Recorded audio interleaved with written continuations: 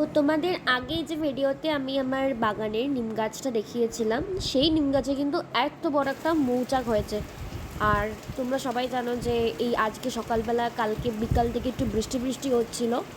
তো এই বৃষ্টিতে কিন্তু প্রচণ্ড হাওয়ার সাথে এই যে আমাদের নিম গাছের এত মজবুত নিম গাছ, তার উপরের ডাল কিন্তু পুরোপুরি ভেঙে গিয়ে আমাদের ছাদের ওপর পড়েছে। মানে বড় একটা অংশ আমাদের ছাদের ওপর পড়েছে, বাট এই মৌচাকের কিন্তু কিচ্ছু হয়নি। সেবেলায় কিন্তু বিশাল একটা শব্দ পেয়ে আমি সকালবেলা একদম ছুটে ছুটে ছাদে চলে এসেছি।